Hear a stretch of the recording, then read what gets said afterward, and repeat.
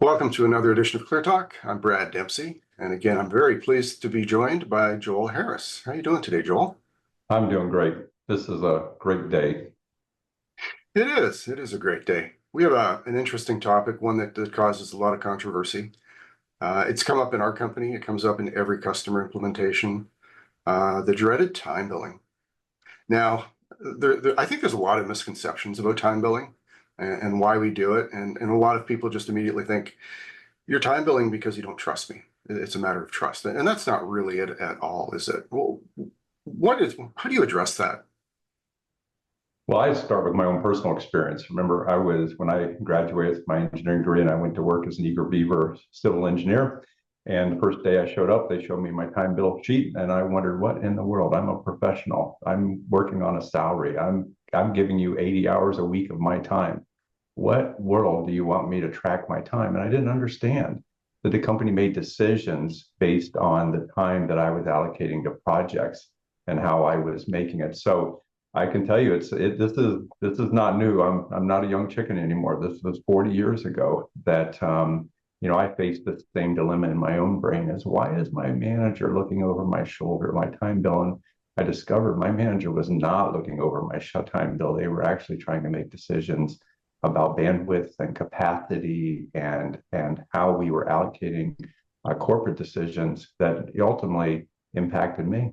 And as I grew and became more experienced, I understand on a personal level that often employees see it as this way. And so what we want to talk about today is the fact that time billing is simply part of the data gathering that executives use to make decisions, often to the benefit of the employee, as opposed to the micromanagement, to the oversight, to the how do I squeeze more blood out of the turnip perspective that I actually had when I entered the workforce. And so, I'm going to ask you, Brad. So the trust issue is absolutely something to address, because it creates passive resistance across the organization. And if leaders of the organization do not find ways to articulate why they're doing it, then it becomes this is your job requirement. You just do it because I said so, and leads to all kinds of bad practices. Because at the end of the day, most of us only want integrity in time billing. Just tell us what you did. There's no judgment.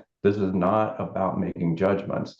This is about making decisions. So let me toss it back to you and ask you, for our company, what decisions do we make as we look at kind of the time billing and the utilization of our employees?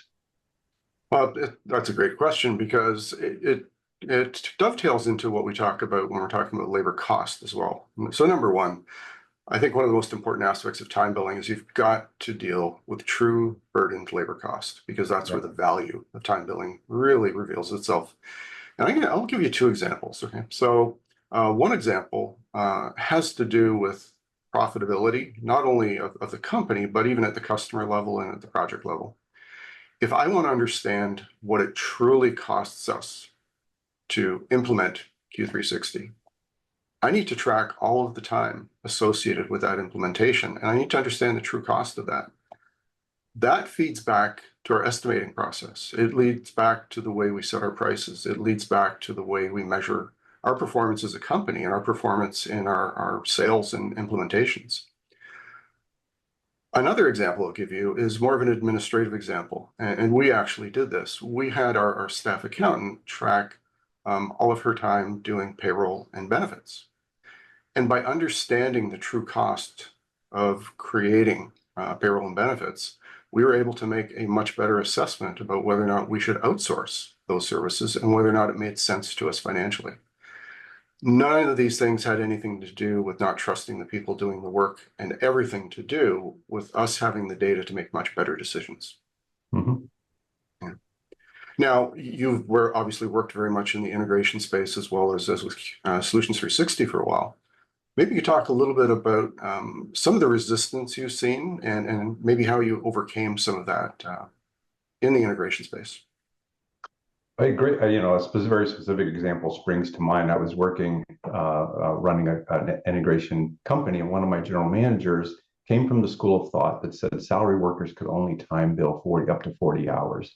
And so he was very rigid on this. He said, it's not fair to our customers. If I charge more than 40 hours and I'm only paying somebody 40 hours, it's not fair.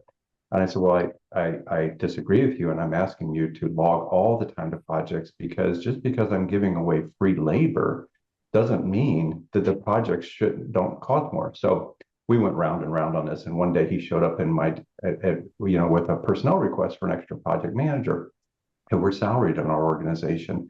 And I said, nope, not approving the project management, because nobody in your organization works more than 40 hours. So there's clearly not a need until your 8 project managers work 45 hours. 5 times 8 is 40. I'll be happy to hire an extra project manager, but I'm not hiring one until you can show me that we actually have that demand on our time. And the very next week, my time bill started showing the true hours being applied to the projects. And then we could make a rational decision to hire and staff up and actually add those costs to our jobs. And so we come back to integrity is the biggest thing to try to help our people understand that we're working too. So an integration, a company that lies to itself is only going to get bad data for the decisions they need to make for hiring, for promotions, for sustainability of their business over the long term. It's data that we need to make decisions as executives that our team is giving us the benefit, often to help them out as opposed to control them.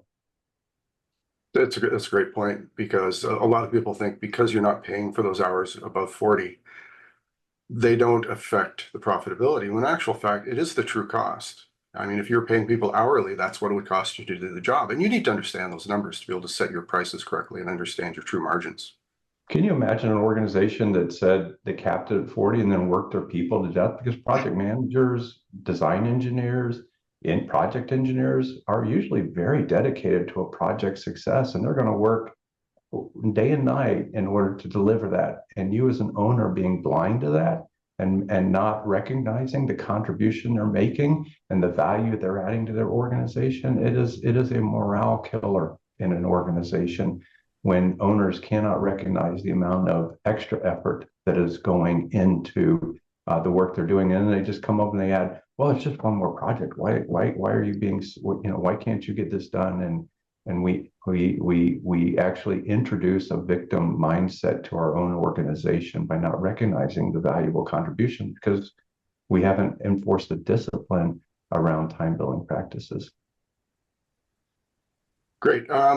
Maybe what we could do is let's wrap this up today, but I'd love to come back for another session and talk about remote work, because I think that's a really important aspect of time billing and being successful with remote workforce. So thanks for your time today, and let's get together again and talk about time billing and remote work. I look forward to it, a big topic for today's workforce. Thank you.